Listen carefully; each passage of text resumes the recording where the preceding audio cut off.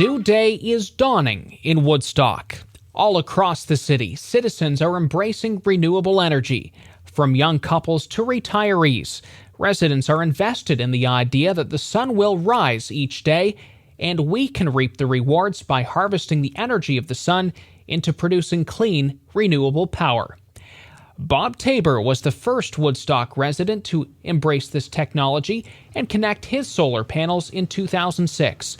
For Tabor, he saw the investment as a way to help supplement his retirement. I just thought it was a real good thing. And after I retired, I thought maybe I'd just, get a commission on selling them and helping that way. For Mr. Tabor, the motivation to go renewable was mostly financial. But for others, it's about producing clean energy. This is the unit that's actually controlling the panels on the roof. And you can see today we produced 10.2 kilowatt hours of power. Clive Wright describes his solar power system as an intellectual exercise. The Fanshawe College professor purchased his panels 10 years ago and slowly but surely powered up his panels. When I go into the garage, I look to see how many kilowatt hours I produced on a good day, and I suppose it's about 10 kilowatt hours on a good day. But bear in mind, it's how many hours of sunlight have we got. At the moment, there's a lot of sunlight, so I'm getting a lot of power. And I think I probably produce about a third of my energy needs. Wright believes that by bringing more and more renewable energy sources into the hydro grid, well, it makes for a safer and cleaner alternative. It's good on so many different levels. It's good for the individual, it's good for the community, it's good for the power generating authorities because they have got lots of people producing energy for them. I'm glad I did it. I think it's been beneficial for my own power needs, and overall I think it will be beneficial for the community at large and for the country as a whole if you look at it from a broader perspective. So this goes to Woodstock Hydro, and this comes on my bills every month. Conrad Joseph leased some of his roof space to a company that installed 19 solar panels on his rooftop a year ago. Joseph and his wife Marlene also believe that adopting renewable energy is a way to offset some more harmful sources of our energy. The environment is one that has to play a major role, because in burning fossil fuels we know that we put a lot of carbon monoxide into the air, the atmosphere, and we're trying to help as much as we could. This might only be a small factor, but if we get more people to try to do it, then it becomes a major help to the world at large, not only to us. Conrad and Marlene also stand to save. With the energy they're producing, the return is equivalent to cutting their hydro bills in half. Well, first to begin with, we know that energy is a big major cost factor in everybody in not only our hydro bills, our gasoline bills and everything like that. And if we can do anything to preserve and to save some of that energy, it would be, worth the while, not only to me, but to others as well. What do you think, Marlene? Any regrets at all about going solar? Or? No, I don't think so. I don't think we regret it. To save a bit, and I think it's good. When you can save a little bit more money for me in my pocket. And there's Warren and Michelle Waugh.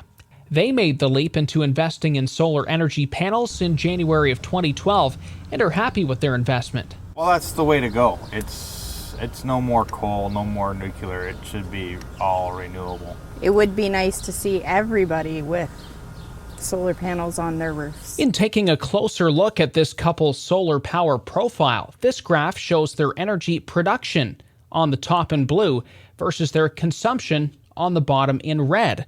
And the Waughs are producing an impressive 44% of their annual energy needs. Warren says with the help and expertise of Woodstock Hydro, it made hooking up to the grid a stress-free solar solution. A lot of municipalities weren't embracing it at the time, and it was nice to know that Woodstock Hydro was. So they're ahead of everybody else. Well, not everybody else, but a lot of municipalities. So it was good. They were always positive. All our involvement with them was very positive.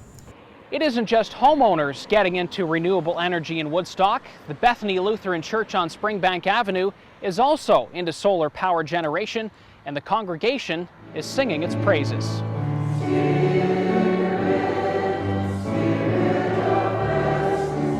Esther Mueller is the chair of the church council and says church members started looking into solar power production a couple of years ago, and while it was a leap of faith, it was one that just made sense. Well, even for us as a church, the roof is kind of empty space. It's besides the fact that it protects us from the environment, there's nothing else that you can do with the roof. And so putting solar on, it makes the roof usable. Aside from adding 48 solar panels to the roof of their house of worship, the church has also invested in new insulation and a high-efficiency furnace. Mueller says it's all in an effort to be an environmentally conscious congregation in going 100% renewable.